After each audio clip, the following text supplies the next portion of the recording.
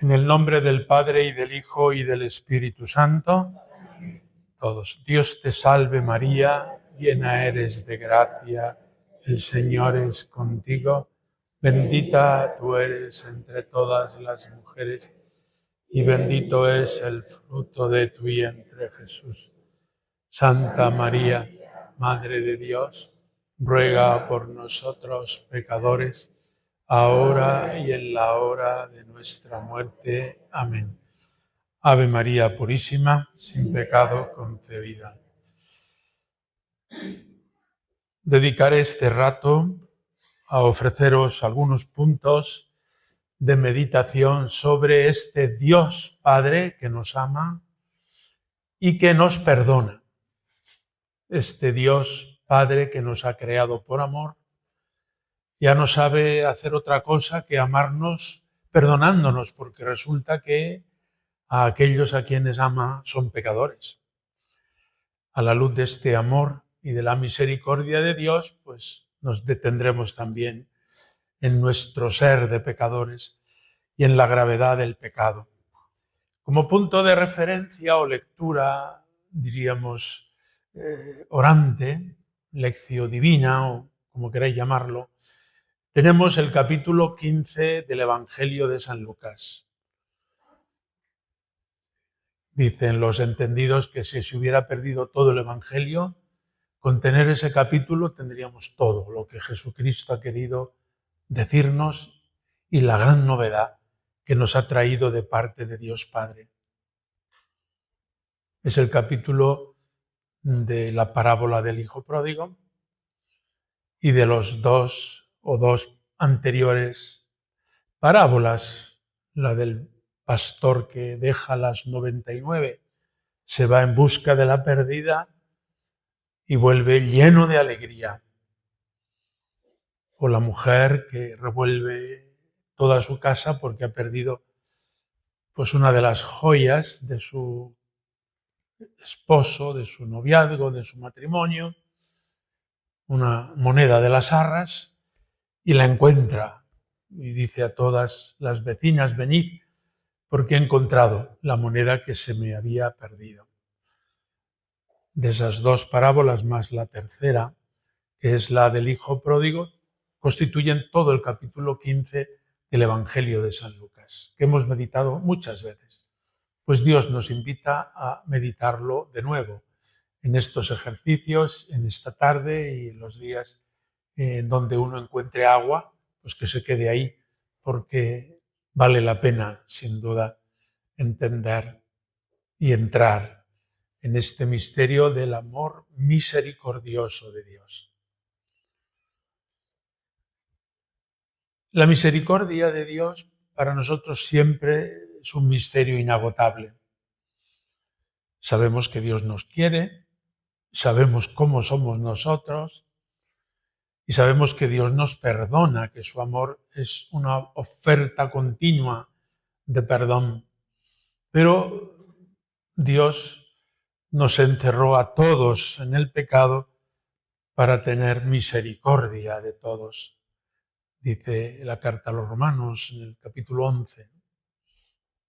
Misterio, ¿no? Como el pecado no ha sido para Dios un imprevisto. O sea, Dios en su plan desde toda la eternidad, cuando ha pensado en nosotros, ha contado con el pecado. Dios no es origen del pecado, ni tampoco consentidor del pecado. Pero a Dios no es una sorpresa el pecado.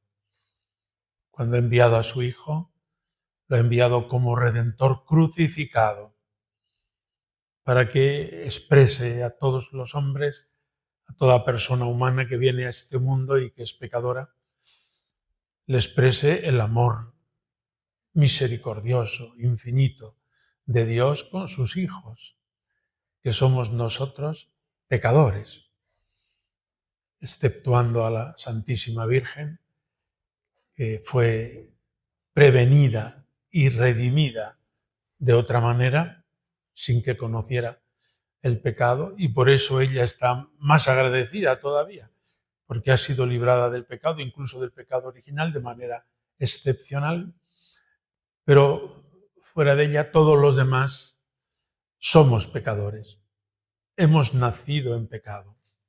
Pecador me concibió mi madre. Decimos en el Salmo 50. Y no es un decir, no es una falsa humildad, sino que es una verdad, como un templo. No solo hemos nacido en pecado, pecado original, sino que además hemos añadido pecados personales en nuestra vida. Unos más jóvenes, otros más viejos. Recordad aquel pasaje de la adúltera: el que esté libre de pecado que lance la primera piedra. Y empezaron a irse, empezando por los más viejos, es decir, los que más habían pecado porque habían tenido más tiempo, ¿no? Así que no sabemos compararnos ni debemos medirnos unos con otros, pero los más mayores pues más tenemos que pedir perdón porque hemos rechazado el don de Dios y Dios está dispuesto a ofrecérnoslo de nuevo. Por eso es como una dialéctica, solo entendemos o llegamos a profundizar en la misericordia de Dios también cuando hacemos examen de conciencia de nuestra propia historia, en la cual Dios ha estado espléndido con nosotros, con cada uno, hasta con los más jovencitos, ¿no? Pues Dios ha estado ya muy, muy grande con nosotros, pero al mismo tiempo también es una historia de perdón, es una historia de misericordia. ¿En qué consiste el perdón? Pues el perdón es el don superlativo, porque Dios nos ha dado dones abundantes.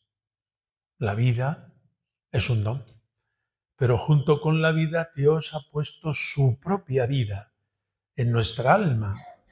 Y esos son dones superiores, es la vida de la gracia. Pero todo eso tiene un despliegue. Podríamos, y en otro momento lo haremos, ver cada uno de los mandamientos. Son dones de Dios. Energía, no solo al estilo como hoy se dice, ¿no? De transmite energía o tiene energía, ¿no? Sino en el sentido griego original, energía, que significa la gracia de Dios que se derrama en nuestros corazones y que tiene distintos capítulos en nuestra vida. Son dones de Dios.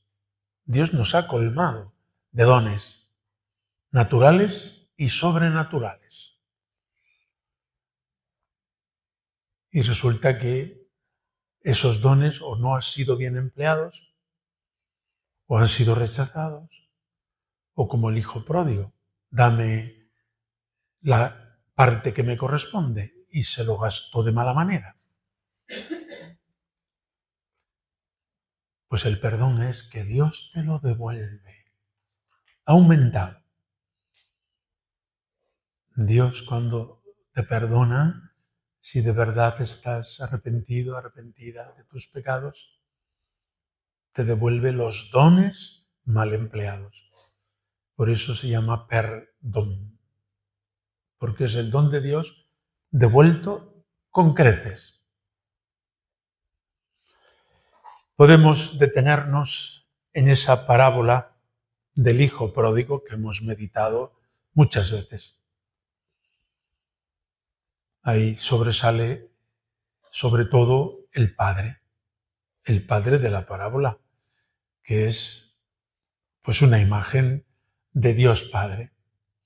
Y sobresale en la parábola el hijo que la cuenta, que es el hijo bueno, porque luego aparecen dos hijos y ninguno vive como hijo.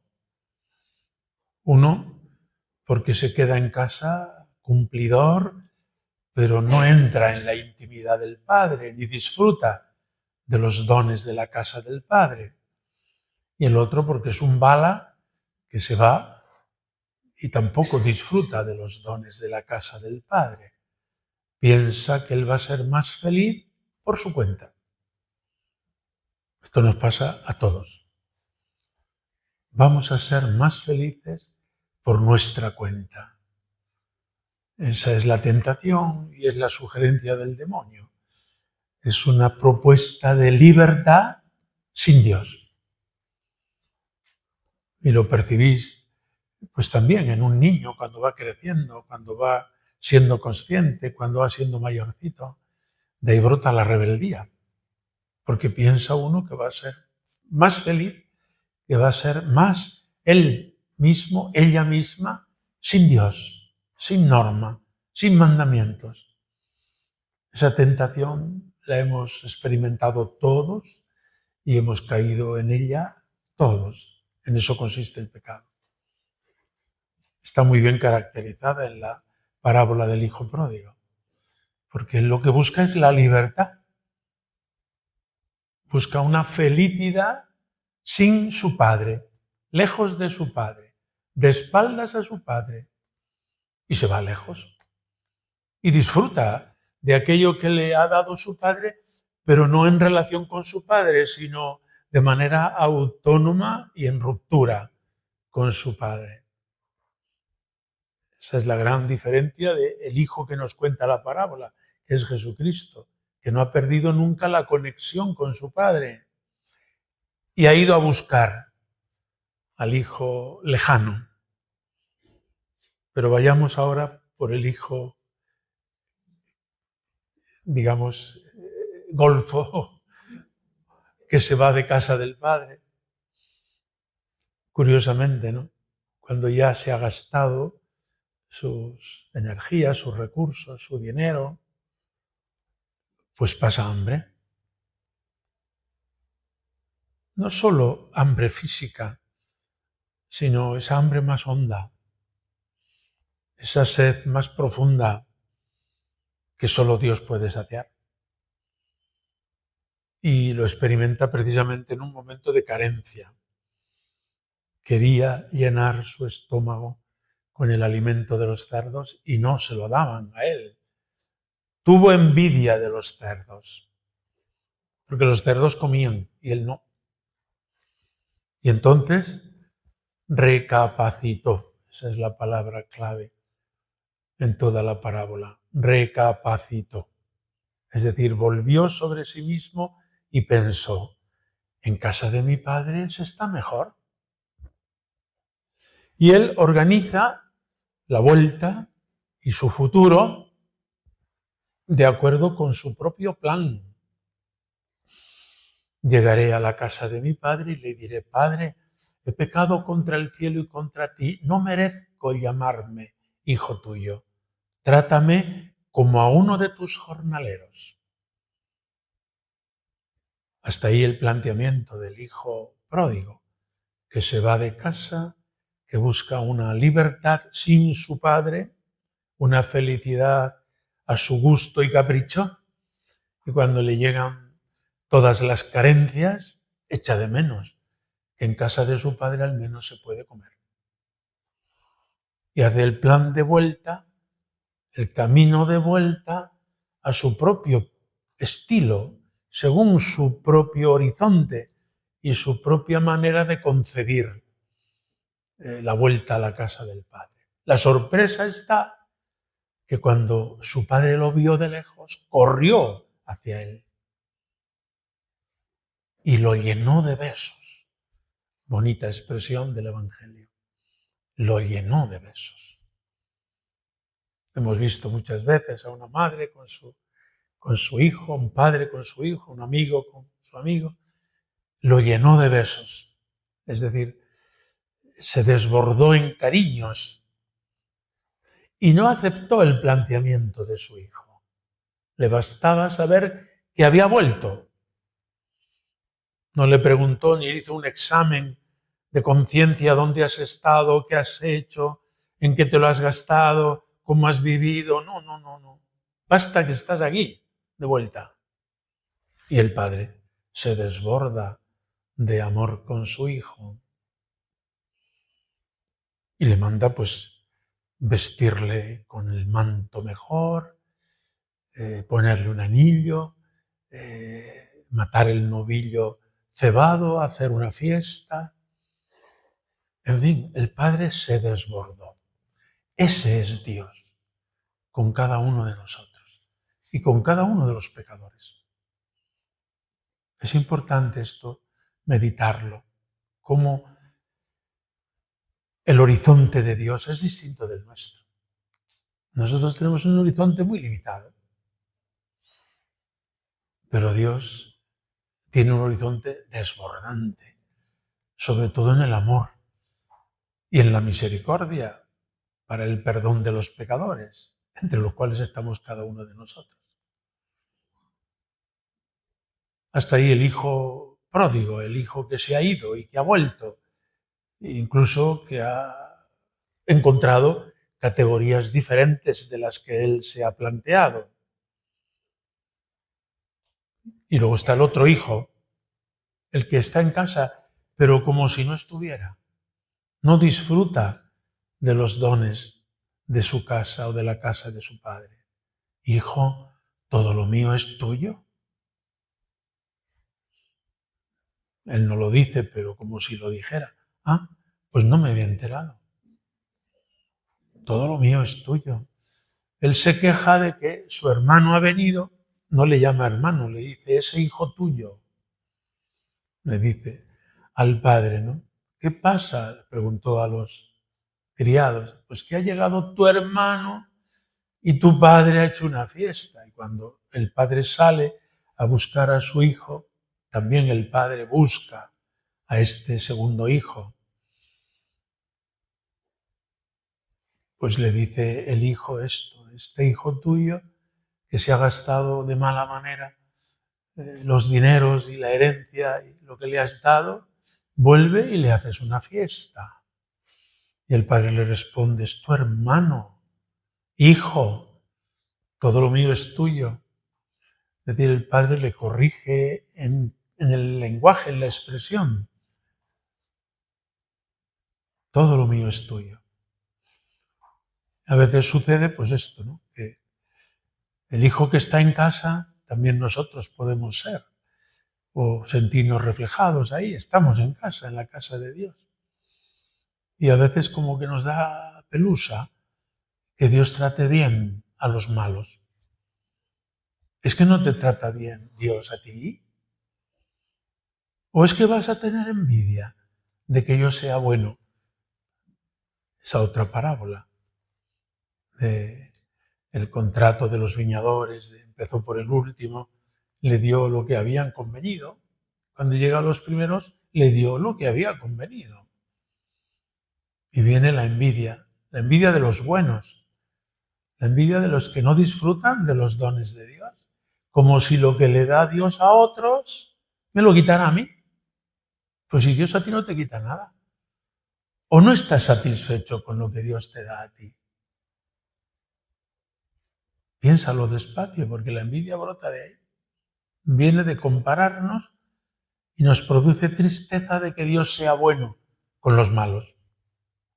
Empieza por ti, que Dios es bueno cuando eres bueno y es bueno cuando no eres bueno. Porque Dios es bueno siempre. ¿O vas a tener tu envidia de que yo sea bueno?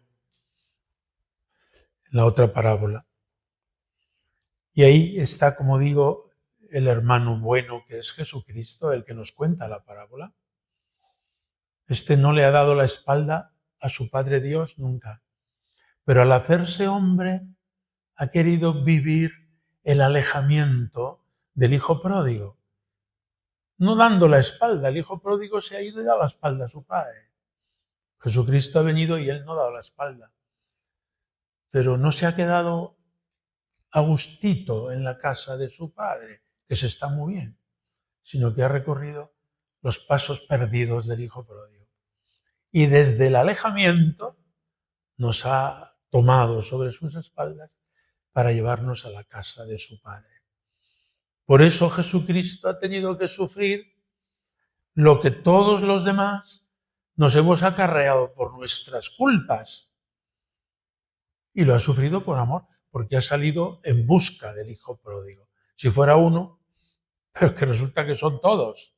Es la humanidad entera, hombres y mujeres, desde Adán y Eva hasta el último que venga a este mundo. Y Jesucristo ha venido como el Hijo bueno, que sin dar la espalda a su Padre, ha recorrido los pasos perdidos y nos ha recogido allí, a donde cada uno ha ido alejado. Jesucristo ha recorrido más allá de donde ha ido el pecador, para recogerlo, ponerlo sobre sus hombros y traerlo a la casa del Padre. Lo explica muy bien Urs von Balthasar, habernos acogido desde el alejamiento. Cuando Jesucristo ha sido enviado, y por tanto cuando la Iglesia es enviada, esa es la misión.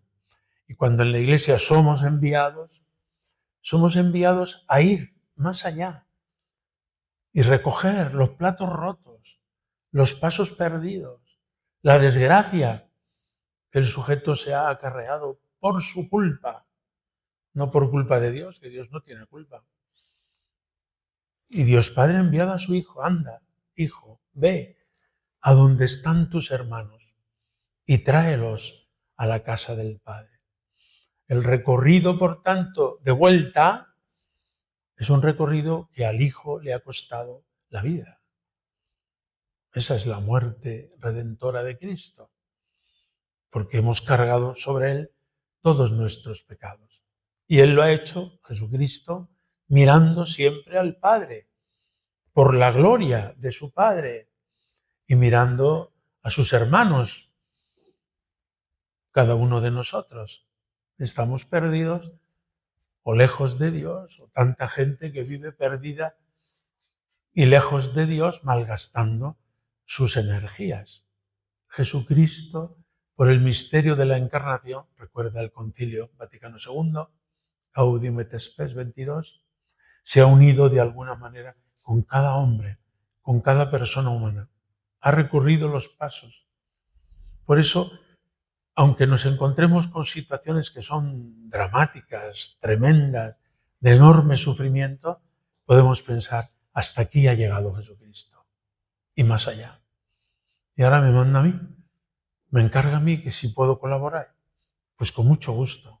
¿Cómo no? Lógicamente, colaborar con Él significa echarte a las espaldas la vida de esta persona y todas sus consecuencias y vivirlas con amor. Porque es el Padre el que ha enviado a su Hijo y me envía a mí a recoger los platos rotos, pues que el pecado ha producido en tantos hombres y mujeres de este mundo. Por eso cuando encontramos un pecador, lo primero que se nos debe ocurrir es, a esta persona la ama también Dios Padre. Por esta persona ha muerto Jesucristo. ¿Y yo qué podría hacer? A lo mejor no tengo nada que hacer más que la oración, pero abrir el corazón y tener una postura benevolente, porque esta es la postura de Dios, con todos los pecadores, hasta el más golfo de este mundo, hasta el más perdido, hasta el más, no es cuestión de imaginarnos ni de que yo ahora lo describa, ¿no? Hasta allí ha ido Jesucristo, para encontrarlo y traerlo. Si Él no puede venir por su propio pie, cargado sobre los hombros y con actitud de gozo y de alegría por parte de Jesucristo. Porque estaba perdido y lo hemos encontrado. Esta es la razón de la alegría del corazón de Dios, de la alegría del corazón de Cristo, haber encontrado a gente perdida y haberla encontrado y poderla traer a la casa de Dios para que disfrute de los dones de Dios. A este propósito, siempre que comento este punto, me acuerdo de Madre Teresa de Calcuta, ¿no? Que a todos nos edifica, ¿no? Cuando ella, allí en Calcuta, una de las primerísimas tareas que hizo fue irse al estercolero, a los estercoleros de Calcuta, una gran ciudad de muchos millones, pues los barrenderos, con máquina o con escoba o como sea, arramplan con todo. Y al cubo de la basura o al camión, y del camión al estercolero. Y ella se iba allí y encontró algún voluntario al principio y tal, escarbaba en el estercolero y encontraba moribundo. 1 o 2, más no podía. Y a este que había encontrado o al otro los cargaba sobre sus hombros si podía, y si no, quien le ayudara, y los traía a casa. La casa del moribundo, de Calcuta, hemos leído en su biografía. ¿Y qué hacía? Pues los lavaba, los duchaba con cariño, los perfumaba, les ponía ropa limpia y se morían. Un apostolado más inútil no existe. Inútil a los ojos del mundo. Pero es así lo que hizo, así comenzó y así sí continúan las misioneras de la caridad. También hacen otras muchas cosas, pero a mí me llama la atención especialmente esta, la de la casa del moribundo. Extraerlo es curarle las llagas, si se puede. La persona suele estar ya exhausta y quizá ya para morir, pero eso, limpiarle, acariciarle, besarlo. Es fruto del pecado, quizá no de él, sino de la sociedad entera. Es fruto del pecado de dejadez, de descarte, de allí todo lo que sea basura, tirémoslo al estercolero. Pero si hay un amor que busca y que escarba, encuentra. Esa ha sido la actitud de Jesucristo. Nos ha buscado donde cada uno esté. Quizá no hayamos estado nunca en el estercolero, pero bueno, cada uno conoce su propia historia. Y Jesucristo ha venido a mi vida y me ha encontrado. Y me ha cargado sobre los hombros. Y me ha llevado a la casa del Padre para que disfrute de los dones de Dios, de la caricia de Dios, del amor de Dios, del bálsamo, del perdón. Y en la misión que Dios os encomienda, Hogar de Nazaret, lo veis. Si no en todos, pero en muchas personas, porque son situaciones límite. Situaciones límite que el mundo no quiere y que descartaría y que se desentiende y que si asigna una cantidad presupuestaria, no caben vuestros niños en esa cantidad y en ese presupuesto. Lo habéis experimentado. Yo lo he comentado con Prado en algún momento y con vosotras, con algunas de vosotras, ¿no? Es que esto no cabe en los esquemas humanos, en la mentalidad humana. Es que se sale de toda norma atender a esta persona, a aquella. No me pongo a describir porque las tenéis en vuestra mente. Ahí ha ido Jesucristo a buscar eso. Y entonces pensémoslo en primera persona. Jesucristo ha venido a buscar a los pecadores. No ha venido a buscar a los sanos o a los buenos, sino a los pecadores. Con lo cual, no bendecimos el pecado, no excusamos en el sentido de, pues, no, aquí no ha pasado nada. No, sino que cargamos con las consecuencias. Cuentan del cura de Ars que cuando venían tanta gente a confesarse, ¿no? Cuentan los últimos años de un pueblito que aquellos no vienen ni en el mapa, no vienen ni en el mapa ahora. Si queremos ir a Ars, no viene en Google, por mucho que lo busques. Luego vienen los pueblos de alrededor. Bueno, es un pueblo, diríamos, de mala muerte. Sin embargo, es un pueblo elegido y conocido en el mundo entero. Al principio, pues 400 feligreses y tal, y en los últimos años de la vida del cura de Ars, 800.000 venían a escucharle, por los trenes, los autobuses o como pudieran, para escucharle al santo cura de Ars. Qué cosas hace Dios, ¿no? Le gusta, además, Dios se entretiene y se lo pasa bien, buscando eso, lo pequeño, lo que no cuenta. Se ve que Dios es divertido, ¿no? Pues le preguntaban, ¿y cómo hace en la confesión? Y dice de esta manera sencilla: les pongo una pequeña penitencia, simbólica, y el resto lo cumplo yo. Ahí queda eso, es decir, es el que participa de la actitud del corazón de Cristo, el que ha venido a buscarnos, a los pecadores. Y en cualquier campo donde estemos, ese campo es el del sacerdote, que pone y sigue poniendo una penitencia simbólica. Y luego es la Iglesia entera la que ofrece la penitencia que falte, ¿no? Por los pecadores. Pues ahí están. ¿Eh? Es importante, bienvenido, Padre, es importante que entremos en esa dinámica misteriosa, pues de Dios, que ha enviado a su Hijo a buscar a los pecadores. Y nosotros, pues contemplemos al hilo de esta parábola, que podemos leerla, la parábola del Hijo Pródigo, al hilo de esta parábola, podamos entender el corazón de Dios, que es distinto del corazón humano. Y nosotros le pedimos que nos conceda un corazón semejante al suyo, a Jesucristo, ¿no? El pecado es, por tanto, la repulsa, el rechazo del don.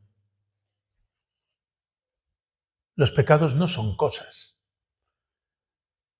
El pecado es rechazar el don de Dios, que se nos ha ofrecido de múltiples maneras. Si el don que Dios nos estaba ofreciendo es vital, el pecado es mortal, claro. Nos quedamos sin la vida de Dios. Si el don que se nos estaba ofreciendo pues no era vital, pues el pecado es venial. Pero existe el pecado. En los lenguajes de nuestro tiempo se quiere evitar a toda costa esta palabra, pecado. Eso es contribuir a la culpabilización de la persona. No, mire, el pecado es el contraste que nos hace mejor entender la misericordia de Dios. Dios es capaz de perdonarnos, Dios es capaz, y lo entiende mejor que nosotros, de volvernos a ofrecer el don rechazado. Eso es el perdón. Vuelve a ofrecernos el don rechazado. ¿Cuántas veces nos ha ofrecido el Señor dones en nuestras vidas que hemos rechazado, aplazado, nos hemos hecho los tontos y no hemos correspondido? Pues Dios vuelve a ofrecerte ese don que has rechazado de manera frontal o de manera disimulada, pero que lo has rechazado. ¿Cuántas veces, por ejemplo, hemos rechazado la intimidad del corazón de Cristo, que quiere abrirse de par en par y comunicarnos sus dones? Y nos llama, nos reclama a más tiempo de oración, a más sosiego en nuestra vida. Y nosotros le hemos puesto un pretexto que no nos creemos ni nosotros. Y pensamos que se lo va a creer Él. Él sabe cómo somos, ¿no? Tengo mucho que hacer, tengo este programa, tengo muchas tareas, hay mucha gente que me espera, mi caridad apostólica es desbordante. Todo eso es un cuento chino. Lo sabes tú de sobra y a Jesucristo no le vas a engañar. Pues Él, que conoce la verdad de nuestra vida, como que disimula y vuelve a ofrecernos su intimidad, su don, su amor, su amistad, en estos días de ejercicios y de retiro, ¿no? Para poder encontrarnos, reencontrarnos, pues con este Padre misericordioso que nos ha enviado a su Hijo para recorrer estos pasos perdidos y que nos ha dado su Espíritu Santo en abundancia.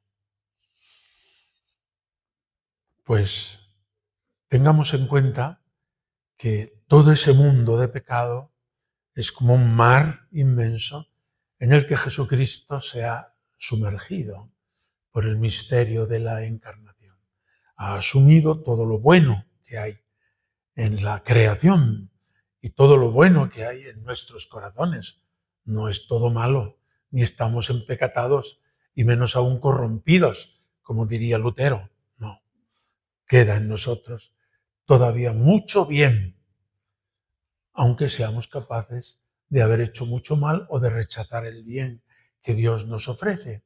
Y ya no en nosotros, sino en los demás. Cualquier persona, por muy destrozada que esté, puede ser que no se recupere del todo, pero a base de cariño, de amor, de perdón, por parte de Dios y de parte nuestra, podemos probablemente rehabilitarle en mucho más de lo que de pronto se pueda percibir, ¿no? Esta es la misericordia de Dios. Y es, como veis, otro orden, otro horizonte, otro universo en el que Dios quiere que entremos y meditemos con estos textos bíblicos u otros. Ayer nos venía esa palabra, segunda lectura, ¿no? Mas la prueba de que Dios nos ama es que, siendo nosotros pecadores, Cristo murió por nosotros. Cuando todavía éramos pecadores, Cristo murió por nosotros. ¿Cuánto más ahora, que ya nos ha admitido en su amistad y en su gracia, podrá hacer, querrá hacer? Pero cuando entramos en el misterio de Dios no podemos olvidar pues que el mundo del pecado es como un mar inmenso de donde brotan las envidias, las guerras, las disensiones, las injusticias, los abusos, donde brota todo el mal junto. Pues que a veces Dios nos lo enseña para hacernos partícipes de su redención y invitarnos a la colaboración en este mare magnum en el que podemos aportar, aunque sea poco, pero nuestro propio grano de arena. Los grandes enemigos del hombre, por tanto, del alma, son el mundo, el demonio y la carne. Está nuestro propio pecado, el de cada uno, pero está el conjunto del pecado de toda la humanidad. Buf, si nos ponemos a pensarlo, nos asfixiamos, ¿no? No, solo desde la perspectiva de Dios podemos asomarnos un poquito y basta, ¿no? A mí me llama mucho la atención en el misterio de Fátima, la aparición de la Virgen a los niños.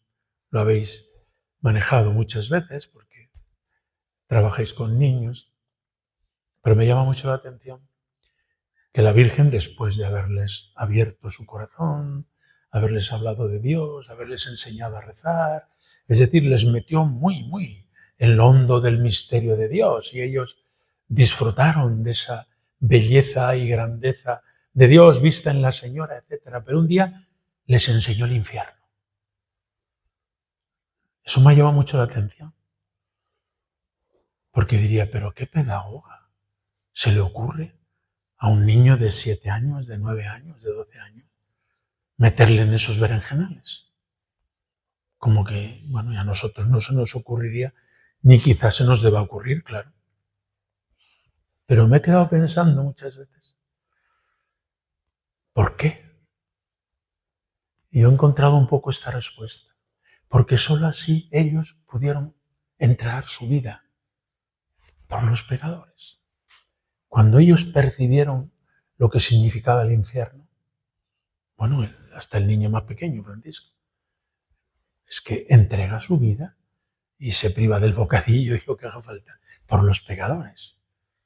Y Jacinta, que era un poco mema también, pues pobrecita, estaba ya muriéndose y no tenía ganas de comer, pues su madre, para darle una cucharita de la papilla que le hiciera, entonces no había yogur, ¿no?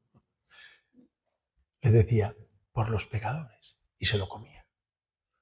Era como el supremo sacrificio que podía hacer una niña inapetente con 9 años, ¿no? Es decir, hasta que no entramos, y será Dios el que nos introduzca, claro, en el misterio del pecado, hasta que no vemos el infierno, no nos damos cuenta de lo grave que es el pecado y los males que nos acarrea. Solemos tener amortiguado, embotado, el sentido del pecado del mundo. Es tanto el pecado, a todos los niveles, ¿eh? En los campos de la justicia, en los campos de la sexualidad, en los campos de la propiedad, en los campos de los derechos, en los campos de la paz. Son tantísimos los pecados acumulados que ese es el infierno. Bueno, el infierno es eso superlativamente. No quiero situar el infierno en este mundo, no, está más allá y además irreversible. Bueno, pues la Virgen de Fátima, a los niños, a esos niños inocentes que no sabían ni dónde estaban, cuando la señora les habla de Rusia, creen que es una señora, no sé quién, no sabían ni dónde estaban, ni sabían que había guerra, ni nada, no sabían nada, ¿no? Pues la señora les abre el misterio del pecado y del infierno, para que puedan hacer como han hecho, la ofrenda suprema de su vida por los pecadores. Por eso, asomarnos ya no solo a nuestro pecado, sino al pecado del mundo que solo el Cordero de Dios puede quitar. Y así lo recordamos en la Santa Misa. Este es el Cordero de Dios que quita el pecado del mundo. No lo va a quitar ni la ONU, ni el Trump, ni los consensos que hagan unos con otros, que no, que hagan lo que tengan que hacer. Yo no entro ahora a juzgar sus vidas y sus actuaciones, pero el pecado del mundo solo lo puede quitar Jesucristo, que ha cargado con él. Ahí está la gracia. Y le ha triturado, le ha hecho polvo, le ha, como una prensa, le ha hecho sacar hasta sudor de sangre en Getsemaní, ¿no? Este es el Cordero de Dios que quita el pecado del mundo. Nosotros a veces pasamos como de puntillas y por encima sobre ese panorama. Sin embargo, el panorama del pecado del mundo es terrible, es la única catástrofe que fue introducida por nuestros primeros padres y que es secundada por todos nosotros y por los pecadores del mundo. Ahí está, el pecado del mundo. Además del nuestro está el mundo, que nos sugiere continuamente, pues eso, apartarnos de Dios, y como un conjunto y una masa informe, pues está como contraponiendo al amor de Dios, pero que se resuelve en el perdón. Y el demonio, su tarea es sugerirnos el mal y apartarnos de Dios. Y vaya si existe. Yo lo he constatado en bastantes casos. Porque hoy una de sus victorias es hacernos pensar que no existe, que eso es un mito, una manera de hablar, es un meter miedo a los niños. No. No tenemos que tener miedo, claro, ni tenemos nunca que amenazar con que el demonio te va a hacer o te va a deshacer. No. Yo soy de Cristo y Él es el que me protege, es un escudo protector. Pero ya mayores que somos, no tenemos que dar cuenta que tenemos un enemigo, el enemigo número uno es el demonio, del cual pedimos que nos libre, Dios nos libre en el Padre Nuestro y líbranos del maligno. Así termina, que está traducido líbranos del mal. Bueno, pues en el mal entra todo, el mío, el del mundo y Satanás. Pero todo este mundo de pecado, en el cual nosotros también somos parte, Jesucristo lo ha cambiado. Y nos pide colaboración para cambiarlo. Nuestra vida es una misión para arreglar el mundo en la parte que nos toque y hasta donde podamos. Arreglar el mundo significa librarle de muchos sufrimientos, también temporales, y aliviarle sobre todo el sufrimiento eterno del apartamiento de Dios para siempre. Entremos en el corazón de Dios, a través del corazón de Cristo, que nos ha abierto de par en par este misterio de su misericordia. Este Padre Dios, sobre el que meditamos esta mañana, es un Padre rico en misericordia, que nos ama perdonándonos continuamente. Gloria al Padre, y al Hijo, y al Espíritu Santo.